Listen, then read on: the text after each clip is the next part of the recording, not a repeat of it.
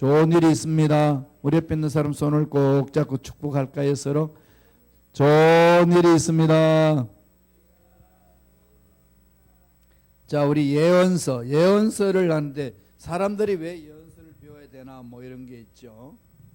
그걸 우리 한번 생각을 해보죠.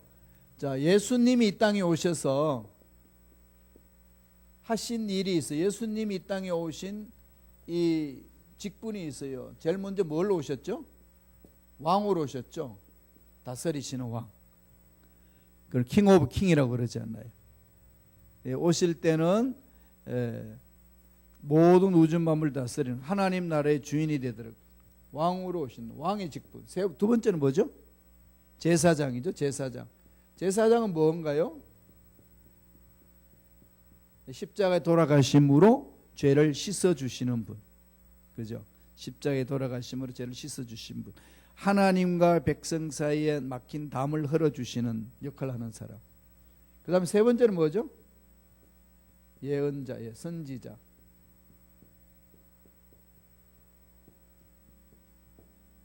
예언자는 게 뭐죠? 하나님의 말씀을 받아서 선포하는 자. 예언자는 앞날을 점치는 사람이 아니고 하나님의 말씀을 받아서 선포하는 사람. 그럼 말씀을 못 받으면 예언 못하는 거죠. 말씀을 안 받고 예언하는 것은 가짜다. 그럼 가짜는 진짜 어떻게 알죠? 진짜는 이루어지고 가짜는 안 이루어져요. 오늘도 마찬가지예요. 아무리 효험이 있고 능력 있는 목사라고 외쳐도 그분이 예언을 했는데 안 맞았다고 그건 가짜 말한 거예요. 그건 거짓이었습니다. 이 세 가지가 어디서 왔을까요? 이 구약에서, 신약에서는 예수님 그렇게 됐잖아요. 그 다음에 구약에서는 어떻게 이야기를 하고 있죠? 제일 먼저 오신 어떻게 왔죠? 제사장을 하나님이 세우셔서 제사를 지내게 했죠. 왜냐하면 먼저 하나님 왕이니까 제사장을 통해서 지었습니다. 그랬더니 이스라엘 백성들이 사무엘 시대 때 뭐 달라고 그랬죠? 왕을 달라고 그랬어. 왜 왕을 달라고 그랬죠? 다른 나라 다 왕이 있는데 우리 왕이 없다는 거지.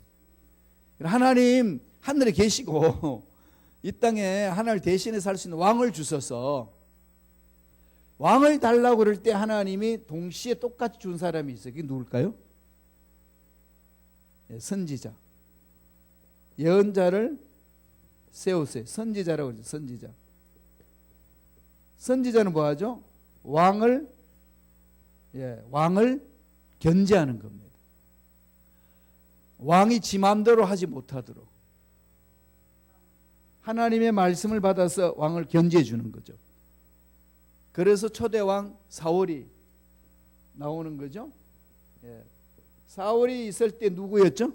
사무엘 선지자가 있었지요. 제사장 겸 선지자로 이 일을 감당을 했습니다. 그리고 나서 사울이 있고 나서 이어지는 것이 다윗 있고 나서 솔로몬, 이제 다 아시죠? 이 솔로몬 있고 나서 뭐가 나눠졌죠? BC 922년에 지금 남북이 나눠졌죠. 북쪽이 있고 남쪽으로 나눠졌습니다. 이건 르흐보암, 여기는 여로보암. 여기는 이제 북쪽에서 수도가 뭐였다고 그랬죠?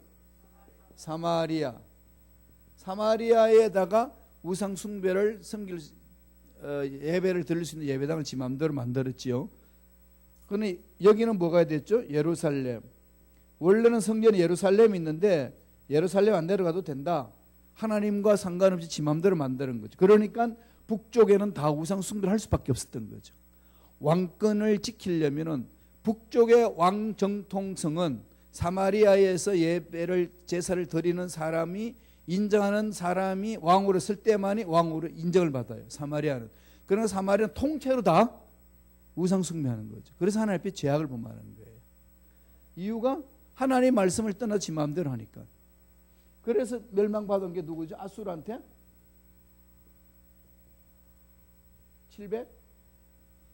722년에 멸망받고 완전히 이제 그 왕 호세아 왕 때 멸망을 받지요. 그 다음에 여기는 누가 멸망받지요? 바벨론한테. BC 586년, 500은 아는데 뒤는 몰라. BC 722년하고 582년 이렇게 망했어요. 이때 왕은 시드기야. 이렇게 되어서 지금 사울과 다윗은 나단이 있었지요. 솔로몬에는 특별히 뭐 역할이 없었어요. 그죠? 왜냐하면은 왕이 하나님의 말씀을 잘 받아서 왕으로 역할하면은 예언자가 활동할 영역이 없습니다. 그렇잖아요. 왕이 다 그걸 잘 이렇게 해나가는 건데. 그런데 이제 남북 나눠지면서 누가 나오죠? 남북 나눠지면서 예언자들이 선지자들이 대거 활동을 하는 거죠. 이 바벨론 망하기 직전에 선지자들 얼마나 많아 나왔습니다. 예언자들이 북쪽에 써 있었고, 예. 그러니까 이 선지자들이 여기서 나와가지고 요 시대, 그래 요것을 여로보암과 르흐보암 남북이 나누어지는 것으로 설명해 놓은 책이 뭐죠? 열왕기상하. 그래서 열왕기상하는 이 이스라엘의 예언자들이 활동했던 그 부분들, 하나님이 이렇게 하나씩 계시를 점차적으로 보여주셔서 예수님이 세 가지 직분을 하신 거죠. 예수님이 세 가지 직분을 주셨고, 예수 믿는 우리 모두도 어떤 직분이 있죠? 우리에게는 그렇죠. 나는 이 삼중 직분이 다 있는 거죠. 나에게도 뭐예요? 예수님을 주인으로 모시죠. 하나님의 주권. 그 다음에 제사장으로. 너희는 왕 같은 제사장이라. 그 다음에 너희는 예언자다. 하나님의 말씀을 받는 자다. 우리에게는 이 세 가지 기능이 다 있어요. 예수 믿는 저와 여러분에게. 그래서 날마다 예수 이름으로 다스려야 돼요. 날마다 예수님의 말씀을, 하나님의 말씀을 받아야 돼요. 그 날마다 백성들의 잘못된 죄악들을 감사하고 기도해, 중보 기도해야 돼요. 전도하는 거예요. 제사장의 역할이 전도하는 거고, 케어하는 거죠. 약한 자를 보살피는 거죠. 예언자라는 것은 말씀을 받아서 선포하는 거죠. 그러니까 집에 한 가장이다 그러면은, 영적인 가장이다 그러면은 말씀을 받도록 해야 돼요. 그게 올바른 가정이에요. 자, 하나님 말씀을 받아서 얘기해 줘야 됩니다. 정 안 되면은 그 역할을 바꾸기도 하죠. 아내가 여선지자 되고 자기는 여선자를 돕는 그런 사람 되기도 하죠. 그럼 서로 바꾸면 돼요. 그건 뭐 한 가정에서 일어나는 거니까 꼭 남사 여자 이렇게 구분할 필요 없다는 거지. 하나님 그래 세워준 거지. 그 세워주면 순종할 때 가정이 행복해지고 자녀들이 올바로 살고 우리의 존재 가치가 드러나는 거죠. 이렇게 역사 속에서 예수님 통해서 우리에게 주셨고, 이 부분. 그럼 우리들이 지금 공부하고 있는 것은 이거예요. 이쪽. 이때 일어난 선지자들이, 예언자들이 어떤 활동을 했는지를 보는 겁니다. 그리고 나서 또 이거 통일되고 나서, 바벨론 포로에서 돌아오죠. 돌아오고 나서 포로 후에 또 활동하는 때 있죠. 포로 후에 선지자가 나타나는 선지자들이 있죠. 그게 벌써 성전을 지는 학개, 다음에 스가랴, 말라기, 이런 사람들은 포로 생활 끝나고 돌아와서 성전 건축하고 말씀 위에 쓰고 하나님 뜻 안에 살도록 하기 위하여 하나님이 선지자를 세워서 선포하셨어요. 그래가지고 말라기 시대가 이젠 예언자 끝나고 마태복음이 시작하기까지 얼마나 중간 기기가 있을까요? 400년 동안의 침묵이었어요. 하나님의 예언이 없었습니다. 그러니까 그때 어떻게 살았어야 됐겠어요? 이때까지, 이때까지 주신 말씀을 붙드는 거예요. 네. 사사시대 때, 이게 이제 족장 끝나고 왕이 들어오기 전에 사사시대 때는 왕이 없으니까 지멋대로 살았어요. 하나님 계시의 말씀이 없으니까 지멋대로 살았습니다. 오늘날도 하나님이 주신 약속의 말씀 내에 들어가지 않으면은 지 멋대로 사는 거죠. 자기는 잘 산다고 24시간을 쪼개서 살지만은 하나님 보시기에는 인정함이 없다는 거죠. 그게 가장 심각한 문제입니다. 우리 신앙생활에 늘 그게 포커스를 맞추는 거죠. 이런 것을 통해서 내 자신을 보기 위해서 우리는 이 말씀 안에 들어가는 거죠. 자, 그러면은 1페이지 보세요. 그 예언서가 나오는 열왕기 상이 있고 열왕기 하가 있죠. 이와 비슷한 책이 있잖아요. 역대상하. 이게 사람으로 하여금 막 헷갈리죠, 그죠? 열왕기 상하하고 역대상하, 사무엘 상하 이 세 권이 있지 않습니까? 자, 여기 참조로 열왕기 상하가 있고, 예, 열왕기 상하가 있고 역대 상하가 있죠. 역대 상하가 있습니다. 이거는 성경에 기록한 게 관점이 다르죠. 열왕기 상하는 무슨 관점으로 기록됐다고 그랬죠? 예, 신명기, 예, 사관. 신명기 사관이라는 건 신명기 뭐 기록됐죠? 예, 말씀에 순종하면은 복 받고 말씀을 불순종하면 저주받는다는 것이 두 갈래예요. 심판받고 저주받는다. 아니면 순종은 축복, 불순종은 저주. 이 두 관점으로 기록한 것이 신명기에서 이야기하고 있어요. 간단히 이야기하면 그런 거예요. 말씀에 순종하라. 천대까지는 복을 주마. 불순종하면 내가 저주한다. 3, 4대까지. 이러면서 어마어마한 이 저주에 대한 것을 말씀을 하죠. 그럼 역대상하는 뭘까요? 다윗 왕조. 이걸 가지고 역대기 관점이죠. 역대기 관점은 역대기 사관은요 뭘까요? 다윗 왕조 중심이에요. 다윗 왕조 중심으로 하나님이 다스린다. 그 다음에 성전 중심. 이 두 가지 관점으로 기록된 것이 역대기 사관. 그러니까 성경은 두 가지 사관으로 되어 있어요. 신명기 사관으로 되어 있고 역대기 사관으로 되어 있습니다. 그러니까 역대상은 사무엘 하를 해석한 거예요. 역대하는 뭘 해석했겠어요? 열왕기 상하. 열왕기 상하를 해석한 책이 역대기하고 사무엘 하를 해석한 것이 역대기 상입니다. 그것은 관점이 다윗 왕조. 역대기는 상하 둘 다 다윗 관점에서 다윗 왕조 중심으로, 다윗 왕조가 하나님이 선택하셨고 하나님이 다스리시고 이 왕조를 키우신다. 이것은 세상이 감히 넘나보지 못하는 하나님이 세우신 선택한 백성이다. 이들을 통하여 메시아가 나올 것이다. 그러니까 유대인이 된 것에 대한 자부심을 느끼게 만드는 거예요. 그리고 모든 하나님의 예배는 예루살렘 성전 중심으로 가야 한다. 이렇게 이제 강조한 것이 역대기 상하. 그러니까 열왕기 상하하고 역대기 상하는 차이점이 있는 거죠. 그래서 열왕기 상하에는 이 왕들의 역사를 기록해 놓은 거예요. 왕들의 역사를 기록해 놓고 그때의 선지자들이 활동한 내용들을 기록해 놓습니다. 시대별로. 그래서 무슨 시대에 어떤 선지자가 있었냐, 어떤 왕 시대에 어떤 선지자가 있었냐를 보기 위해서는 열왕기 상하를 보셔야 돼요. 그리고 역대기에는 하나님의 중심으로, 성전 중심으로, 다윗 중심으로 역사를 펼쳐나간다는 것을 보기 위해서는 역대기 상하. 그렇게 해서 차이가 있습니다. 그렇기 때문에 역대기 상하에서는 다윗의 실수한 게 없어요. 다윗 왕조를 이야기를 하는데 다윗이 밧세바를 범했다는 내용은 역대기 없습니다. 예, 그거는 다윗이 하나님 앞에 순종하여 일을 잘한 것만 기록되어 있어요.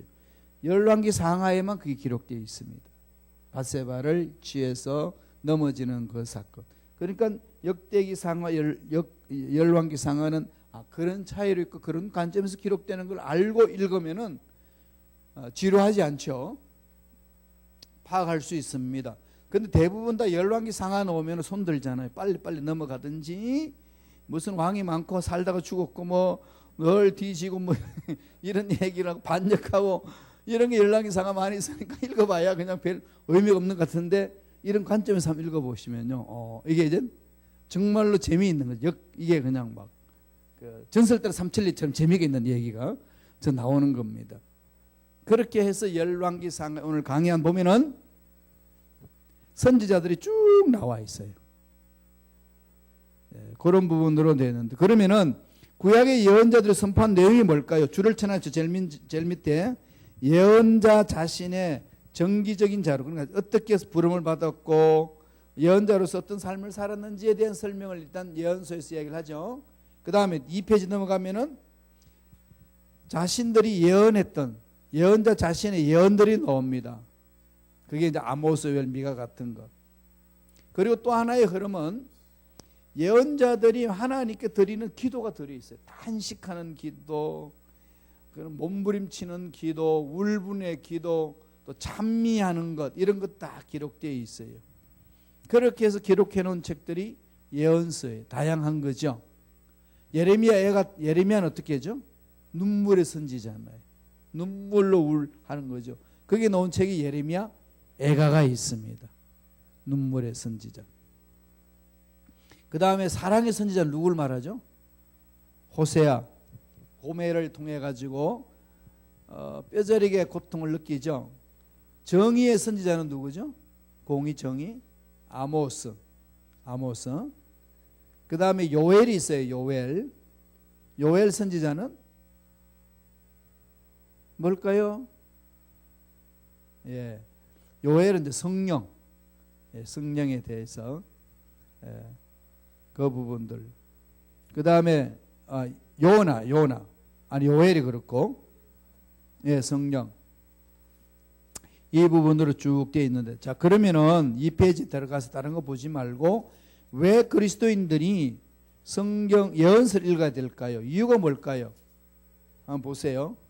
기독교인이고 우리 신약 시대잖아. 이 예언서는 과거 시대잖아요. 왜 읽어야 되느냐는 거지. 과거의 역사인데, 이 말은 하나님께서 새 일을 시작하신다는 것. 하나님이 부패되어가는 백성들을 고치시고 새 일을 이루시는 것이 무엇인지를 가르쳐 주는 것이 예언서입니다. 그러니까 예수님이 오셔서 이 옛 시대를 쓸어버리시고 새 시대를 여신다는 것을 우리에게 보여주는 거죠. 그러니까 중간에 보면은 예언자들이 이스라엘 향해 외친 약속들이나 심판을 그대로 우리의 상황에 적용시킬 수 없는 일이다. 그러나 우리는 예언서를 통해서 하나님이 자기 백성을 어떻게 다루시는가 하는 것을 살펴볼 수 있으며, 그러한 지식은 오늘 우리의 하나님이 그의 백성을 위해 어떻게 하실 것인가 하는 것을 가르쳐 주는 것이다. 그러나 이스라엘 백성들을 어떻게 다스리고 어떻게 심판하고 어떻게 구원하는 것을 알게 하시는 것을 통해서 오늘날 예수 믿는 우리들을 어떻게 간섭하시고 다스리는지를 알게 해주신다는 거죠. 그리고 예언자들은요, 계획을 부르짖지 않습니다. 이 시대, 이 현 체제를 망하기 때문에 정신을 차려라. 돌아서는 길밖에 없다. 어디로? 하나님 품으로. 그래서 예레미야나 이사야나 이런 사람들이 이야기할 때는 남조 유대가 바벨론 포로로 끌려간다 라고 하나님의 말씀을 받아 선포합니다. 그랬더니 거짓 예언자들 뭐라고 그러죠? 전능하신 하나님이 계시는데, 전능하신 하나님은 맞는데, 그 말은 맞지만 뭐가 틀렸지요? 하나님의 말씀을 안 받았으니까 자기 마음대로 해석하는 거죠. 전능하신 하나님이 계시니까 안 끌려간다, 포로로. 우리를 지켜주실 것이다. 그런데 하나님 뭐라고 그러죠? 너를 내가 지키는데 너희들은 도를 넘었다. 이젠 수위가 넘어갔기 때문에 거기에 상응한 벌을 받아야 된다. 그러니까 벌을 받기 위해서 바벨론 포로로 70년간 가 있으라. 그래야 너희들이 산다. 이게 올바른 선지자한테 주셨거든요. 그런데 이 말을 전하면 왕이 좋아하겠어요? 싫어하죠. 그래서 왕이 뭐라고 그래요? 시드기야가 나중에는, 야, 우리 애굽으로 가자. 애굽으로 가면 애굽 힘 크지 않냐? 그대로 지켜줄 것이다.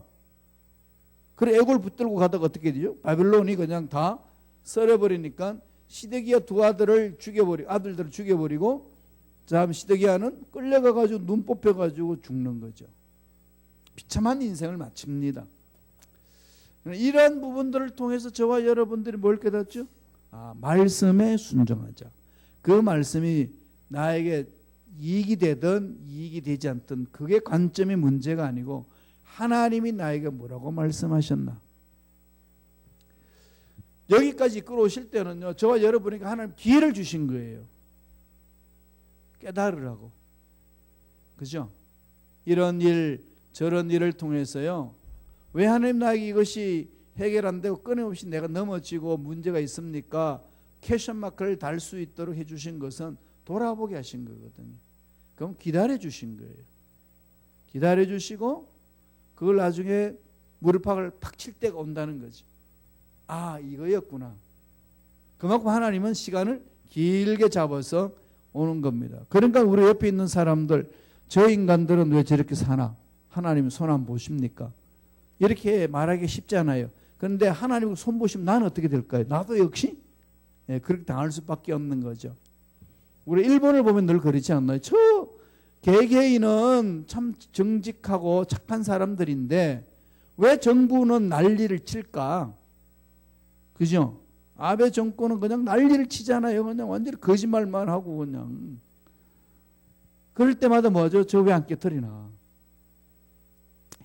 기억하셔야 돼요. 우리가 올바로 서기 위해서 이렇게 염소를 세우신다는 거. 예? 교회 공동체는 양만 있지 않습니다. 꼭 염소가 있어요. 구역에도 염소가 있고 양이 있어요. 그러니까 그 염소를 미워하고 쫓아내면 다른 염소가 와요. 절대로 내 인생에 염소가 없지는 않습니다. 그럼 어떻게 해야 되죠? 그 염소와 함께 나를 보는 거죠. 염소와 함께 더불어 사는 법을 배워야 돼요. 그러면 염소를 통해서 내 자신을 돌아보고 속이 상하잖아요. 염소들이 하는 짓이 뭔데? 낱말 잘하고 뒤통수 치고 욕하고, 그죠? 공격해오고 뭐 이런 거 당하고 나면 여러분 속이 좋아요? 열심히 헌신했는데 돌아오는 소리는 딴소리하고 이러면 더 힘들잖아요. 그럴 때 누구한테 가야 되죠? 염소한테 달려서 한바탕 해요? 그럴 때 하나님께 매달리는 거죠. 그 매달리면 사람들이 쥐어 박을까요 말까요? 어떻게 하면 좋습니까? 그 인간 쓸어버리세요. 그냥 짓밟아버리세요. 막 이러다가 하나님이 나를 보게 하시는 거죠. 너도 옛날에 그랬다. 이제 네가 내 마음 알겠냐? 이러면서 깨우침을 주는 거거든. 그걸 구체적으로 보여준 게 호세아서예요. 고멜을 통해 가지고 이게 스트리트 거리니까 옛날 습관에 못 벗어나는 겁니다. 호세가 사랑을 해줘도 호세아 한 명으로 만족을 못하는 게 고멜이에요. 이미 그 습관화되어 있어요.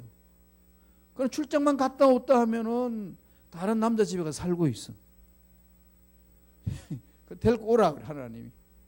데리고 와서 해놨더니 잘 살아. 그래가지고 또 하나님 말씀 듣고 그냥 출장 갔다 와서 보니 또 다른 남자 집에 가 있어. 그러니 나중에 호세아가 그러죠. 하나님 이제 못하게 먹겠습니다. 그렇다 하나님 뭐라고 그러시죠? 야, 이제 내 마음을 알겠냐? 응? 네가 고멜을 보면 그렇지. 내가 이스라엘 백성을 보면 그렇다. 이 백성들 버리려? 죽여버려? 쓸어버려? 그러니까 네가 가가지고 이스라엘 백성들한테 그 사랑을, 하나님의 사랑을 먼저 보여주고 오게 하라. 그래 보여주잖아요. 그러나 우리의 주위에요 염소 있어요. 남편이 될 수 있고 자식이 될 수 있고 이웃이 될 수 있어요. 그래서 교회에서 올바르게 한번 멋지게 신앙생활을 해보려고 그러는데 너무 그냥 옛날도 힘들고 어려워서 했는데 어떻게 내 과거를 알았는지 나는 네 과거의 알파의 오메가요 그러면서 괴롭히는 인간이 꼭 있어요. 그럼 교회를 뛰쳐나가면은 다른 곳에 가면 또 그 인간이 기다리고 있습니다. 그런 종류의 무슨 얘기죠? 예, 내가 바뀌길 원하시는 거지. 하나님이 그 상황에 놓여 있을 때에 내가 이겨내기를 하나님 원하신다는 거. 이겨내셔야 돼. 예. 그 훈련하는 게 신앙생활이에요. 그래서 이기셔야 됩니다. 그걸 보여주는 거예요. 성경을 통해서. 그래서 우리는 예언서를 우리 이스라엘의 역사 속에 하나님 하신 것을 보면서 우리가 어떻게 하나님과 관계를 맺을 것인가를 배우는 거예요. 그래서 목적은 어디에 있죠? 내가 변화되는 거. 내가 변화되는 거. 그래서 소크라테스가 그랬죠. 네 자신을 알라. 예, 내가 누군지를 아는 게 가장 중요하죠. 이게 뭐죠? 정체성, 아이덴티티가 중요합니다. 내가 누구냐는 거죠. 늘 물으셔야 돼요. 나는 누군가. 막 어떤 가만히 있어도 공허하고 허무해질 때 있고 외로울 때 있고 왜 사나 막 우울해질 때 있잖아요. 그럴 때마다 하나님과 함께 내가 누군지를 질문하세요. 그리고 답을 가지셔야 돼요. 하나님으로부터 답을 찾아야 합니다. 세상으로부터 찾으면 세상에 있는 것들이 없어지면 또 답이 사라져요. 하나님은 영원토록 계시기 때문에 사라지지 않습니다. 그 몸부림을 쳐야 돼요. 세상 것을 찾으면 그 순간에 순간 넘어갈 수 있을는지 모르지만 근본적으로 해결이 안 돼요. 늘 공허해집니다. 자유함이 없어요. 신앙 성숙이 안 돼요. 그래서 사람들은 모여서 먹고 놀고 재미있게 지낸 것만을 많이 찾아요. 현대 그렇잖아요. 외로우니까. 어떻게까지 모이면 잊어버리니까. 그런데 그 순간 잊어버릴 수 있는지 모르지만 자기 혼자 단독자 앞에 섰을 때는 답이 없는 거지. 그죠? 그런 문제 조그만 거 터져도 뻥뻥 나가 떨어지는 거예요. 그건 해결을 못하는 겁니다. 이게 반복되면요, 일평생 신앙생활이 그 다람쥐바퀴 돌듯이 돌아요. 많이 보실 거예요. 신앙생활 하시면서. 왜 저러실까? 저분은 왜 저러실까? 느낄 때 많잖아요. 그게요, 나의 정체성이 구체적으로 하나님과의 관계 속에 맺어지지 않은 거예요. 그래서 오늘날 우리는 그러잖아요. 인격적으로 예수님을 만난다. 그죠? 교회 슬렁슬렁 다녔는데 인격적으로 예수님을 만난다. 자녀를 통해서, 남편을 통해서, 아내를 통해서, 문제를 통해서, 이웃을 통해서 뻥 터질 때 있잖아요. 예, 그런 걸 터지면서 답을 찾으셔야 돼요. 하나님이 왜 우리에게 문제를 주고 고난을 주고 환경 어렵게 만드시겠어요? 괴롭게 하려고? 아닙니다. 왜 똑같은 죄 반복해서 넘어지게 놔둘까요? 하나님이, 전능하신 하나님이. 그렇게 반복하다가 보면 그 일에 대해서 한매를 느낍니다. 난 왜 그밖에 안 되나? 돌아보잖아요. 그러면 어느 순간에 깨달아요. 하나님이 이거 만지시려고 이러는구나. 이 부분을 나를 고치시려고 이렇게 여기까지 참고 오셨구나. 깨달아져요. 그럼 어느 순간에 힘이 생깁니다. 나도. 그 죄를 미워할 수 있는 힘이 생겨요. 이걸 서로 기다려주고 도와주는 거거든요. 그래서 두 번째로 예언서의 역사적 배경을 보면은요, 성경에 나오는 거는 아수로, 바벨론, 바산, 페르시아죠. 이 세 나라가 큰 역할을 하죠. 그렇잖아요. 자, 아수로, 바벨론을 멸망시킨 나라가 누구죠? 예, 이란. 그 이란이 뭐죠? 나라가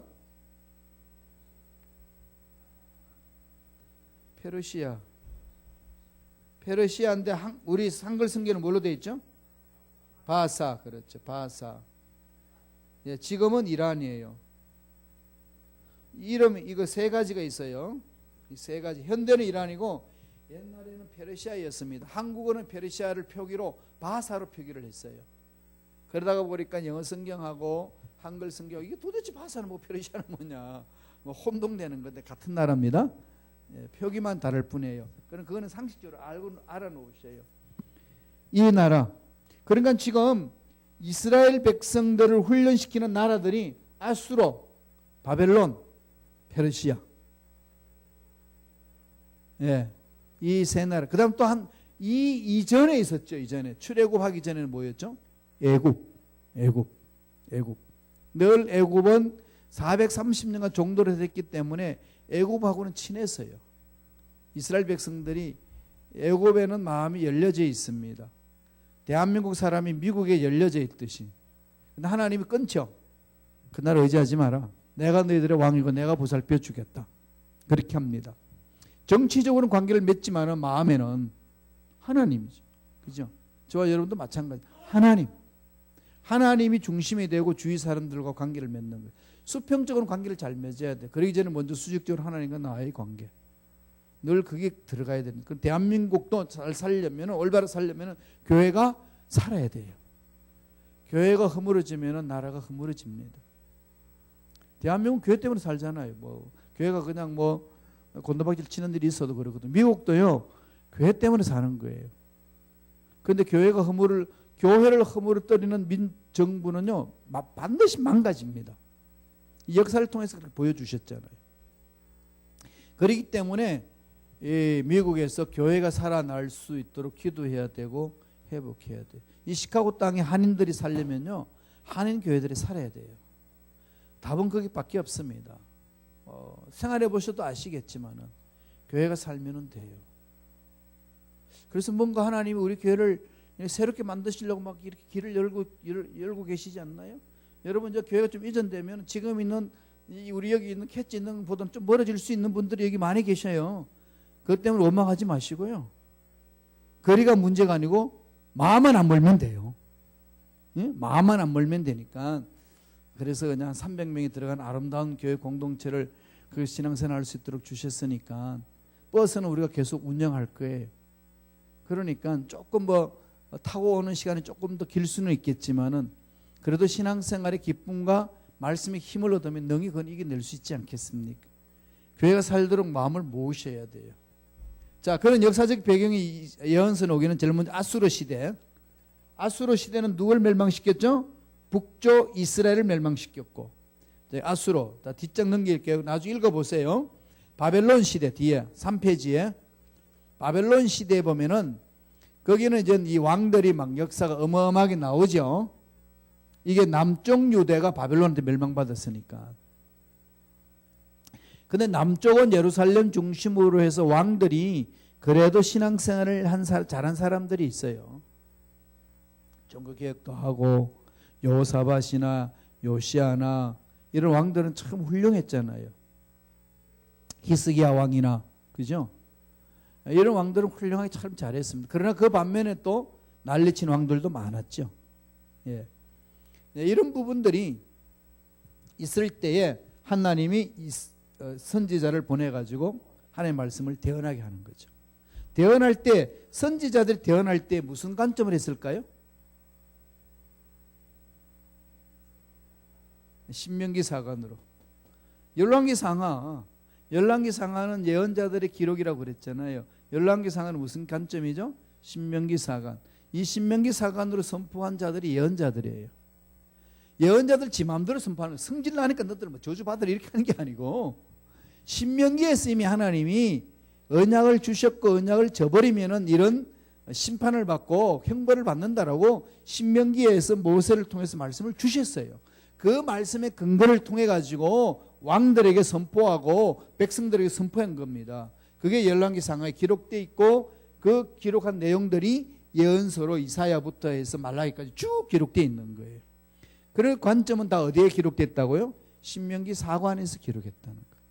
다시 말씀드린 신명기 사관은 뭐라고요? 말씀이 순종하면은 복받고 불순종하면은 저주받는다. 너희들이 심판받는 것은 바로 그거다. 말씀의 근거를 통해서 해주는 거거든. 그러면 이미 이제 예언서를 어떻게 하나님 우리에게 말씀을 준지 이해가 다 됐죠. 그 다음에 바사 시대. 바사 시대는 언제라고 그랬죠? 포로 후기. 바벨론을 페르시아가 멸망시켜버리니까 바벨론한테 포로로 된 사람들이 페르시아 잡고 있을 이유가 없죠. 그래서 고레스 왕이 선포합니다. 너네 나라 돌아가라. 그래서 돌아온 나라 사람들이 누구죠? 스룹바벨. 그 다음에 또 누구 있죠? 에스라. 그 다음에 학개. 예. 이렇게 해서 돌아왔죠. 그래서 이제 느헤미야가 돌아올 때는 이제 성벽 건축하러 온 거잖아요. 스룹바벨 때는 성전을 건축하기로 했고 느헤미야는 성벽을 건축하기 위해서 1차, 2차, 3차 포로로 포로 귀환을 했어요. 그때가 바로 페르시아가 바벨론을 멸망시키니까 바벨론 포로로 되어 있던 유대인들이 자유를 얻고 고향으로 돌아가는 겁니다. 그래서 그 포로 시대 때에 가 있던 에스겔이나 다니엘이 있었는데 다니엘은 안 돌아왔어요. 다니엘은 그 페르시아의 왕에서 왕들 밑에 총리 대신으로 모시면서 살았습니다. 그러니까 포로로 끌려가느냐 안 가느냐 이게 그렇게 큰 문제 아니라는 거예요. 뭐가 문제죠? 하나님과 나의 관계가 문제라는 거죠. 내 환경이 어디에 있느냐 이게 문제가 아니고 어디에 있든지 하나님과 나의 관계가 중요하다는 거지. 그래서 부르신 곳에서 하나님을 섬기는 거예요. 그게 하늘빛 쓰임받는 일꾼들의 모습이라는 거죠. 그 페르시아는 그렇게 이루어집니다. 그러니까 포로 이후에 일어난 선지자 학개, 스가랴, 말라기 이 부분 학개는 성벽을 건축하자, 성전을 건축하자, 에스라는 말씀에 쓰자, 이런 부분으로 이제 하나님이 일을 이루어 주셨습니다. 그런 다음에 예언서들 중에 각 시대의 문서 예언자들이 있어요. 왜 문서라는 말을 썼을까요? 성경에 기록된 예언자들, 성경을 기록한 예언자들, 성경을 기록하지 않는 예언자들이 있어요. 누구죠 대체적으로? 유명한 선지자 엘리야, 그렇죠. 그 다음에 엘리사. 엘리야, 엘리사는 성경을 기록하지 않았어요. 기록하지 않고 말로만 하나님의 말씀을 선포했습니다. 구전 선지자라고 그래요. 구전. 예? 말씀으로 하는 것. 문서 선지자는 BC 8세기부터 기록이 됐습니다. 그 당시 막 선포하면서 기록된 게 아니고 후대에 그 기록이 된 거죠. 후대에 기록이 됐습니다. 그 문서 예언자들이 보면은 우리 성경에 어디서부터 시작하죠? 이사야부터. 그죠? 이사야부터 시작해가지고 말라기까지 총 몇 권이죠? 17권. 17권입니다. 예. 그러니까 대예언서가 몇 개죠? 5개.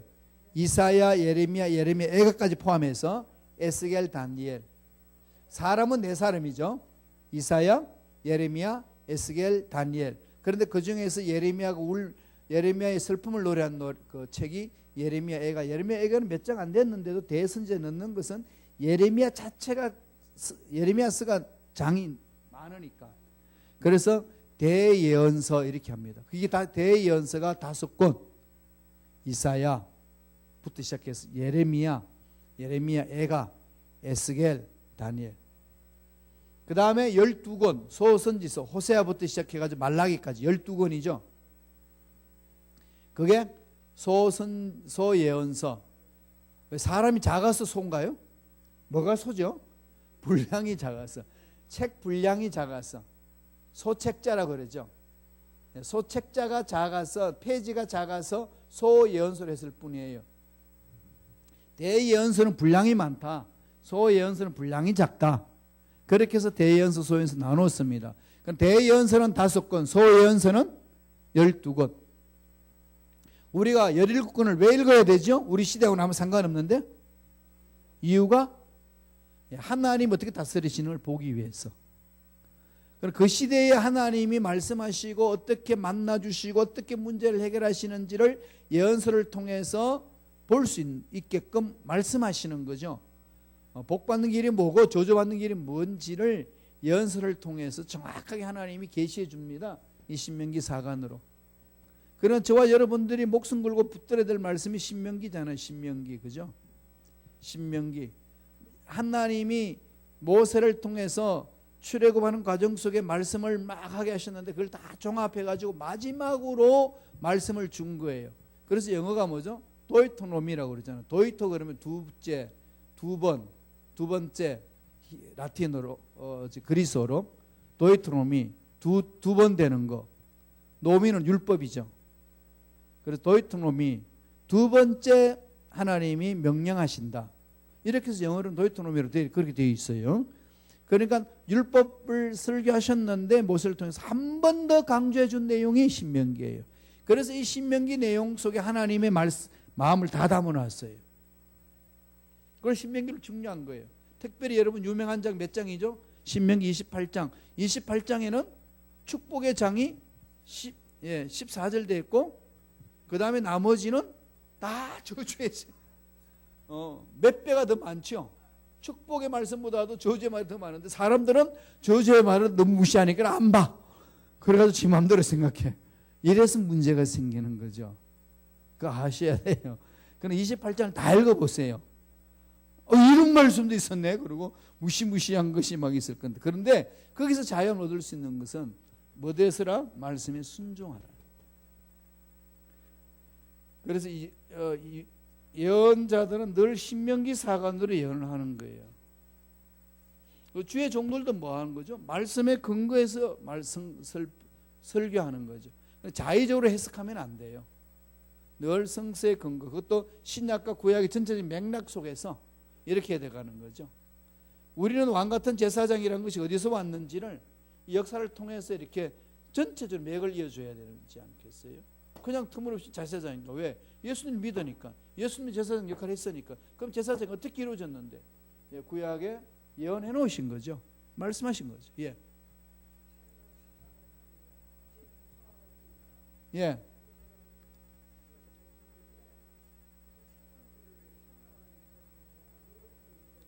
예.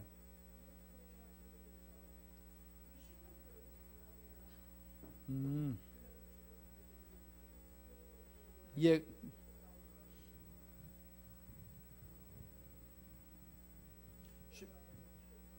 예, 신명기 안에 이미 하나님이 예언한 내용들이 있어서 이 건점에서 예언자들이 예언을 하고 예언자들이 예언한 내용은 이미 예수님 오실 것을 메시아 오실 것을 말씀하고 있고, 예, 이게 다 단계별로 차근차근 돼 있어요. 그래서 신명기는요 정말로 우리 신앙생활에서 뿌리가 되고, 그것을 뿌리됐는데 제사장의 역할을 하려면 어디로 들어가야 될까요? 레위기를 가셔야 돼요. 구약에는 레위기, 신약에는 뭘 읽어야 되죠? 히브리서. 예, 예. 신명기라는 것은 하나님의 명령을 받은 말씀. 예. 도이토로노미, 도이토로가 두 번째, 노미는 율법, 노모스, 그리스어로 노모스, 도이토르, 두 번째 율법. 첫 번째 율법은 어디에 있죠? 시내 산에서 받은 십계명과 다른 율법을 말하고, 그 율법을 모세가 죽기 전에 한 번 더 율법을 강론한 것이 도이토노미, 두 번째 율법을 강론하다. 이게 신명기라고, 우리는 신명기라고 번역을 했어요. 원뜻은 그랬습니다. 두 번째 율법이라고.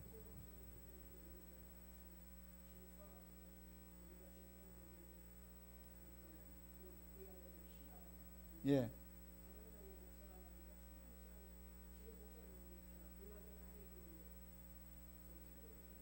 예.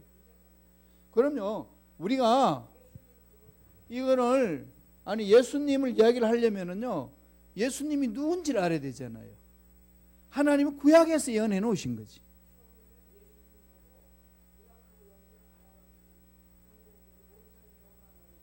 네, 그래서 공부합시다.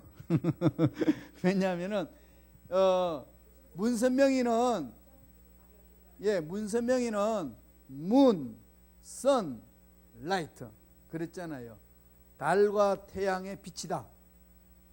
그래서 I am a savior 라고 이야기하거든. 그런데 우리는 너 세이비어가 아니야, 너는 구세주가 아니라고 말할 수 있는 이유는 어디에 있죠?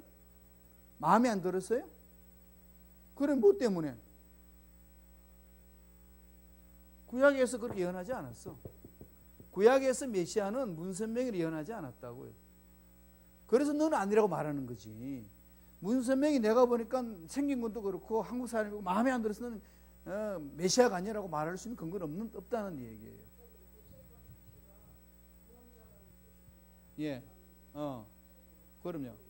예, 그런데 구원자예요, 구원자. 그러니까 Savior, 주님 그러죠. 예수님을. 주님에는 두 가지 주자가 있죠. 구세주, Savior, 그죠? 또 하나는 뭐죠? 주인, 주, Lord, 그죠? 세이비어와 그 다음에 로드가 있어요. 구세주도 있지만 로드는 뭐죠? 나의 주인, 나는 종. 슬레이브. 주종관계 이루어져야 되는 거죠. 주여 주여 하는 자마다 천국에 오는 것이 아니라 내 뜻대로 하는 천국에 온다. 로드, 당신은 내 인생의 주인입니다 고백했으면 나는 그분을 주인으로 모셔야 되는데 안 모시니까 하나님이 거짓말한다는 거죠. 이게 우리 신앙생활의 이제 성숙하는 거예요. 그러니까 예수님이 구세주다라고 말할 수 있는 그것은 이 구약에서 예언을 해놓고 예언대로 예수님이 땅에 오셨기 때문에 우리의 메시아가 될 수 있는 거지. 그러나 이 땅에 이 세상의 사람들이 구세주로 하는 사람들이 많이 일어났어요. 그것도 아니라고 말해 줄 수 있는 것은 구약에서 너라고 말씀하지 않았다. 그 근거로 우리는 아니라고 말할 수 있는 거지. 우리 역사상 내 기분상 아닌 것 같았어 이렇게 해서는 안 되는 거죠. 이단의 판결은 다 구약과 신약, 그죠? 구약과 신약의 관계. 구약은 예언해 놓으셨고 신약은 성취했고 우리는 성령에 의해서 해석하는 거고.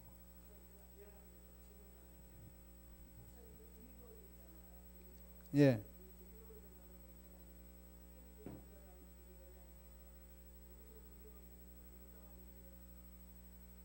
예, 그 나중에 다른 얘기니까요. 예. 그건 다른 얘기니까, 그건 구세주에 대한 이야기니까요. 그건 우리 죄를 짊어지시고 가셨고, 우리 살려주셨다는 의미예요. 자, 예언서로 돌아와서, 예언서를 보세요. 각 시대의 문서 예언자들이 있어요. 문서라는 것은 기록한 책이라는 거죠. 8세기 예언자들, 7세기 예언자들, 포로기 이후의 예언자들이 있죠. 거기 보면 각 시대별로 나와 있어요. 이사야를 가끔 제2 이사야라고 이야기하는 이유가 있어요. 그게 왜 그런가 하면 이사야는 총 몇 권으로 되어 있죠? 66권이죠. 이사야가 66권인데 1권에서 39권까지는 심판을 이야기를 해요. 40권에서 66권까지는 뭘 이야기할까요? 회복을 이야기를 합니다. 왜 똑같은 예언서인데 하나는 심판을 이야기하고 하나는 왜 회복을 이야기하냐? 그래서 이사야의 제자들이 새롭게 그 뒷부분을 첨가시킨 것이다. 하나님이 그렇게 계시를 주신 것이다 라고 해가지고 내용에 차이가 있지 않느냐. 그러니까 그런 차원의 학자들이 구분을 합니다. 3페이지 보면은 그 말이 나와요. 자, BC 8세기 예언자들 아모스, 호세야, 이사야 나오죠. 처음에 우리 이사야고, 그 다음에 세 번째 포로기 예언자들을 보세요. 제2 이사야가 나오죠. 제2 이사야를 썼다는 것은 이사야 40장에서 66장의 내용을 가지고 이야기합니다. 그러니까 이사야서는 두 가지로 나누는데 세 가지로 나누기도 하는데 크게는 두 가지예요. 1장에서 39장까지는 심판에 대해서 이야기를 했고 40장에서 66장까지는 회복에 대해서 설명을 한 겁니다. 예. 그래서 이 이사야가 제일 먼저 우리 예언서에 나왔잖아요. 그런 관점에서 보시면 시대별 따라서 예언서들이 있구나 라고 되어 있어요. 그러니까 제일 먼저 활동한 사람이 제일 위에 BC 8세기 예언자들 보면 아모스죠. 아모스, 호세아인데 왜 구약의 소예언서 중에 호세아를 먼저 앞세웠을까요? 호세와 요엘, 아모스 이렇게 나가죠. 네, 그거 나중에 또 얘기해 줄게요. 호세아는 사랑이에요, 사랑. 사랑의 선지자고 아모스는 공의의 선지자예요.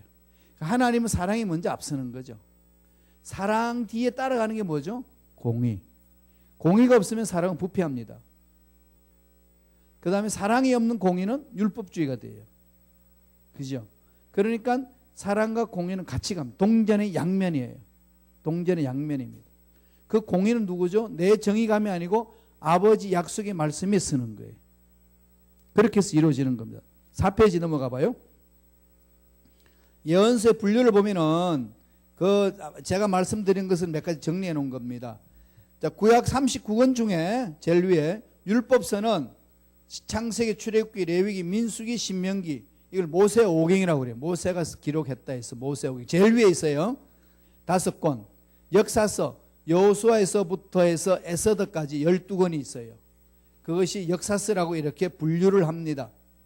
분류를 하고 그 다음에 시가서는 욥기, 시편, 잠언, 아가서까지 그것을 시가서 5권이라고 이야기를 하죠. 그 다음에 예언서 이사야부터 말라기까지 총 몇 권? 17권. 그게 예언서. 우리가 지금 공부하고 있는 것은 까맣게 박수 치러놓은 고구예요. 이사야부터 말라기까지 총 17권. 그 안에 대예언서가 있고 소예언서가 있어요. 근데 이 예언서를 목사님들은 설교도 잘 안 하고 성경 공부도 안 하면 예언서를 잘 몰라요. 그러다가 보니까 하나님이 주시는 말씀을 잘 못 들어요. 그러니까 어떻게 되죠? 사사시대 성도들, 사사시대 백성들처럼 지 멋대로 생각하고 신앙생활을 해버리는 거죠. 그러니까 올바른 신앙생활을 못하는 겁니다. 신앙생활이 뭔지 몰라요. 교회가 뭔지도 모르고 봉사가 뭔지도 모르는 거죠. 그러니까 신앙생활이 엉망이 되는 거예요. 그래서 신앙생활 오래 하고 나면은 예수를 닮아야 되는데 신앙생활을 지겨워하는 거예요. 이러다가 보니까 하나님이 원하시는 일을 감당을 못합니다. 그게 오늘 현대교회의 모습이에요. 이게 심각한 거예요. 지금 현대교회의 모습이 심각합니다. 정말 이걸 빨리 각성시켜야 돼요. 대체적으로 이런 이야기를 듣고 싶지 아니합니다. 사람은요 싫은 소리 듣기 싫어해요. 진실 좋아하지만 정말 진실을 말하면 너무 마음이 아프기 때문에 안 들으려고 그래요. 그게 대체적으로 어디에 나타나죠? 사진 찍을 때 보면 알아요. 사진을 딱 보면은요 어떤 사진이 잘 나온 사진이죠? 내 얼굴에 점이 정확하게 나오면 잘 나온 사진 아니야. 내 얼굴에 점이 많은데 점이 없는 사진은 되게 잘 나왔어. 그럼요 아프리카에도요 까만 사진은 사진관에 잘 안 가요. 사진관에서 딱 뽑아내는데 좀 까만 거는 좀 사라지고 흰 티가 많이 나는 사진관은 너무 잘 간대요. 네. 이 사람이 그래요. 진실을 좋아하지만은요 정말로 진실을 말하면 다 싫어해요. 그게 인간이에요. 그러다가 보니까 왜곡되는 거예요. 자꾸 왜곡됐고 좋은 얘기만 듣고 싶은 얘기만 들으니까 지는 안 변하는 거지. 이게 오늘 현대 그리스도인들의 최악 중에 최악이에요. 그래서 지금 교회들마다 몸살을 앓고 있고 성도들마다 힘들어 있고 도대체 하나님의 능력은 위대하신데 예수님의 멍에는 쉽고 예수님의 짐은 가볍다 했는데 왜 우리들은 멍에가 어렵고 짐은 힘든지 몰라요. 이게 영적 깊이가 못 들어가니까 그런 거 아니겠어요? 주의 종도 그렇고. 이 부분들을 우리가 정말로 말씀 앞에서 자신을 깨야 돼요. 왜냐하면 인생 끝이 있기 때문에. 인생 목적은 뭐예요? 잘 죽는 거잖아요. 잘 죽기 위해서는 어떻게 해야 되죠? 잘 살아야 돼요. 잘 사는 게 뭘까요? 돈 많다고 잘 사나요? 지인 없다고 잘 사나요? 돈 없다고 못 사나요? 아닙니다. 잘 살고 못 살고는 그런 차원이 아니에요. 부하게 사느냐 높은 지위에 있느냐 하나님 그걸 묻지 않습니다. 하나님의 관점 잘 산다는 건요 돈 많이 가졌다 높은 지위 얻었다 이거 관심 없어요. 하나님은. 하나님 만약에 그런 데 관심이 있었으면 예수님 오셔가지고 어부들을 제자를 불렀겠어요? 최고의 권위자를 불러가지고 세웠지.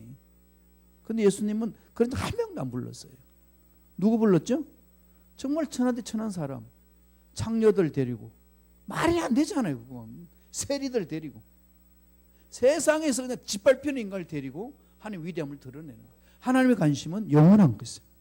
그런데 우리의 관심은 뭐죠? 눈에 보이는 것에 손에 잡히는 것에. 착각하지 마세요. 손에 잡히는 것 눈에 보이는 것 다 나쁘냐 그거 아니에요. 눈에 보이는 것 손에 잡히는 것 얻기 위해서 살잖아요. 그런데 그 얻는 거 어디에서 오죠? 하늘에서 오는 거예요. 여기에 속지 말라는 거예요. 하늘로부터 와야 건강도 보호받고 하늘로부터 와야 물질도 보호받아요. 그러니까 잘 산다 못 산다 이거 빨리 정신 차리고 살아야지 올바로 살 수 있어요. 몰라요 우리 인생 언제 끝날는지. 하나님의 부름 가야 되잖아요. 건강 지켜줘야 유지되는 거고.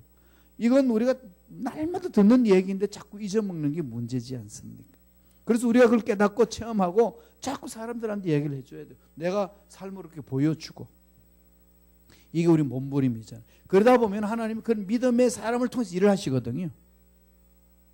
그걸 체험하고 드러내는 거거든요. 그래 가야 돼요. 그래서 예언자들이 여기 딴짓 하니까 엉뚱한 짓을 하니까 그렇게 하면 안 된다. 신명기 사관으로 계속 선포해 주는 거예요. 그죠? 그러니까 딱 두 가지예요. 예언서. 그거 좀 더 얘기할게요. 예언서 내용은 딱 두 가지입니다. 자, 가봅시다. 예루살렘 멸망 전에 예언자들, 남유대 예언한 사람들 보세요. 요엘, 미가, 이사야, 스바냐, 하박국, 예레미야와 에가. 북이스라엘 나라는 누구죠? 아모스와 호세아. 그죠? 아모스와 호세아. 눈물로 호소하잖아요. 그 다음 에돔, 오바다가 에돔에, 니느웨는 누구죠? 요나. 다 잘 알죠. 요나와 나훔. 이방 나라에 대해서 예언한 사람이 오바다는 에돔을 대해서. 이 오바다를 안 읽어보기 때문에 잘 몰라요. 설교도 안 하고 성경 공부 안 하면은 오바다 그러면 오바다가 뭐야? 저 바다도 아니고. 잘 몰라요. 그러니까 또 그래요. 하박국 그러면 호박국이냐고 그래 할머니가. 목사님 호박국도 있어요? 오바다. 요나는 하도 이렇게 이해를 많이 들어서 니느웨 수도가 어느 나라 거죠? 아수로 수도가 니느웨잖아. 니느웨. 북쪽 이스라엘. 자, 예루살렘 멸망하고 나서 포로 간 사람 누구죠? 다니엘과 에스겔. 이런 역사적인 배경을 알아야 다니엘 읽어도 에스겔 읽어도 이해가 돼요. 그 다음에 바벨론 포로 이후에 귀환해가지고 예언한 자들 누구라고 그랬죠? 학계에서는 주로 이제 성전 건축 이야기 하잖아요. 에스라, 스가랴, 성령의 의미에서 나는 것. 그 다음에 말라기, 말씀 안에서 회복하라. 그리고 너희들 왜 11조 도둑질 하냐? 하나님의 것. 하나님 축복해 주겠다는데 왜 축복의 길을 네가 막냐? 하늘 문이 열리는 길을 제시하셨거든. 그게 말라기예요.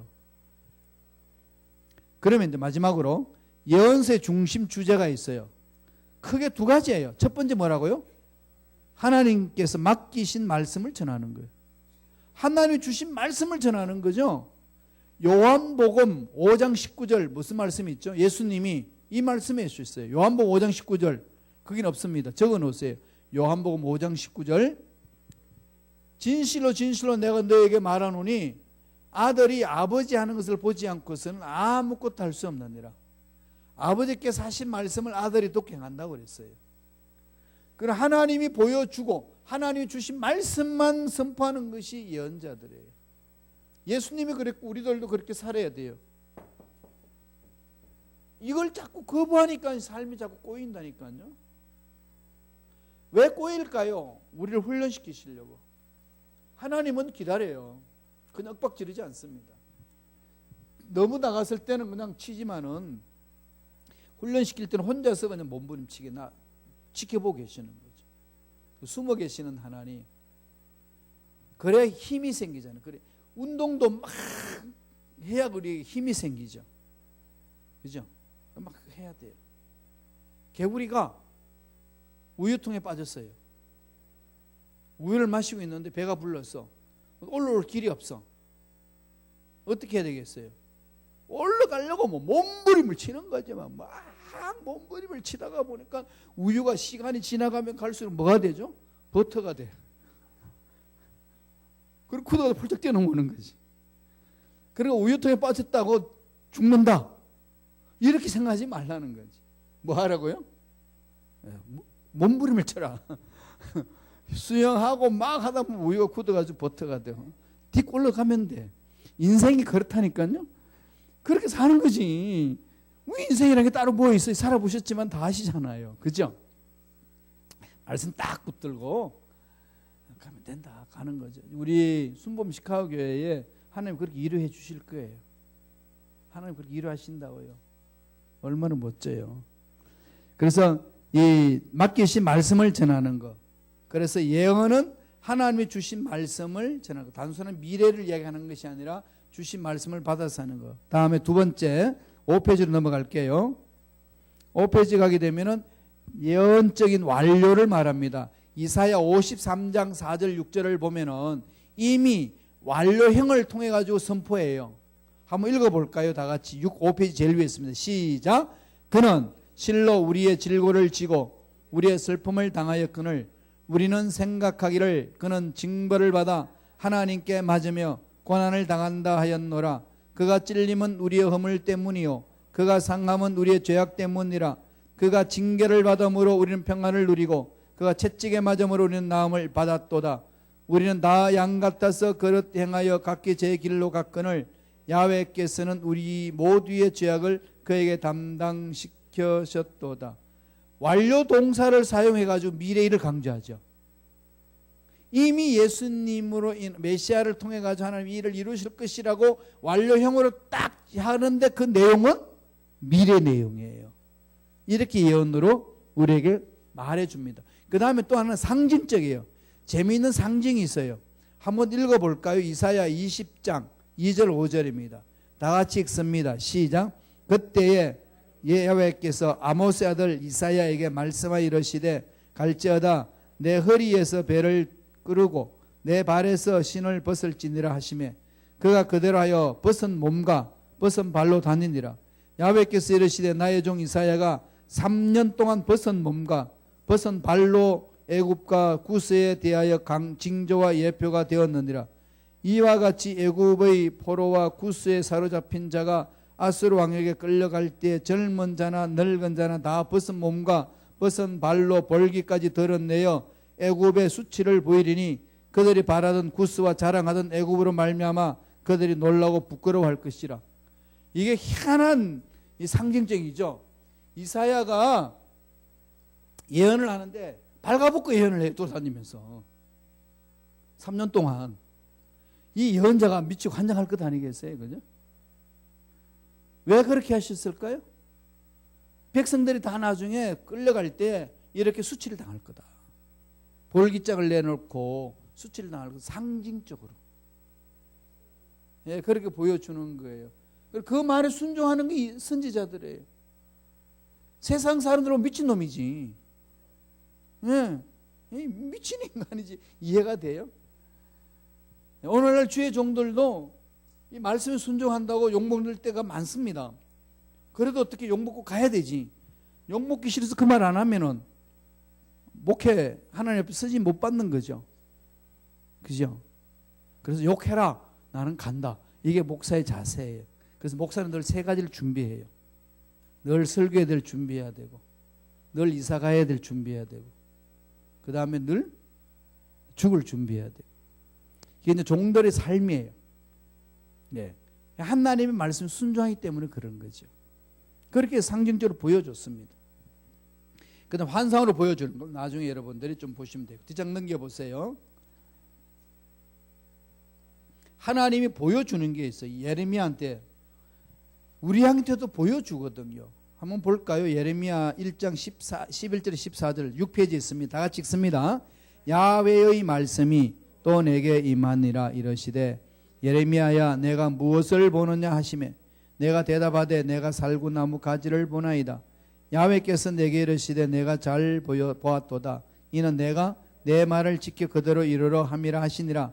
야훼의 말씀이 다시 내게 임하니라 이르시되 내가 무엇을 보느냐 대답하되 끓는 가마를 보나이다. 그 윗면이 북에서부터 기울어졌나이다 하니 야훼께서 내가 이르시되 재앙이 북방에서 일어나 이 땅의 모든 주민들을 부어주리라.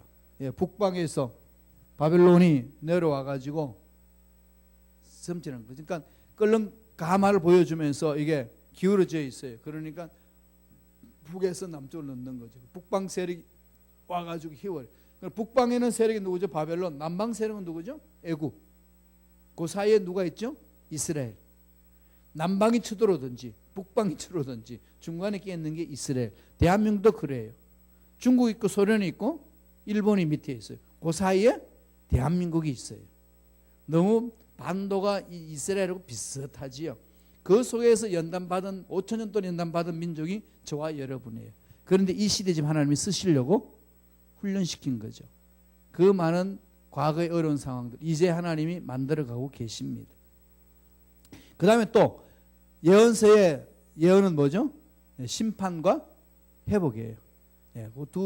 요 구조예요. 하나님이 주신 말씀을 받아서 선포하는 것이 예언서 내용이고 그 예언서 내용이 심판과 회복이에요. 그리고 여러분 제일 뒷장 보세요. 제일 뒷장에 보면은 남왕국과 북왕국의 왕들 이름을 쭉 기록해 놨습니다. 7페이지에 그거는 꼭 따로 떼내 가지고 성경책 속에 넣어서 따로 보세요. 7페이지. 그러면서 남쪽 선지자들, 북쪽 선지자들 쭉 기록해 놨습니다. 성경 읽으시면서 비교 검토하면 이 시대의 사람이었구나. 그게 흐릿하게 보이는 그거는 보이죠. 그래도 네, 그 선지자들을 그렇게 흐릿하게 그렇게 윤세되어 있습니다. 요걸 가지고 보셔야 돼요. 왜냐하면 너무 많고 역사 흐름도 있기 때문에 잘 파악하기 쉽지 않을 겁니다. 이러면서 보시면 돼요. 그래서 다음부터는 제가 구체적으로 이사야부터 하나씩 내용 핵심 사상 중심으로 핵심적인 내용 주제로 이렇게 설명을 해나가겠습니다. 그러면은 예언서 17권은 확 머릿속에 길어야 되는 거죠. 맥이 잡히죠, 그죠? 그러면 이게 열왕기 상하도 맥이 잡히고 역대기 상하도 맥이 잡히고 그러면 예언서도 확 잡히는 거죠. 제일 골치 아픈 열왕기 상하, 역대 상하 예언서잖아요.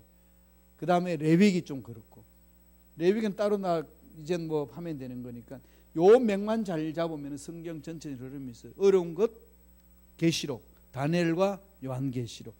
그건 이제 따로 이렇게 별도로 공부하면 돼요. 그러면 성경 전체 맥락을 볼 수 있습니다. 자, 우리 기도할까요? 우리 하나님 말씀을 묵상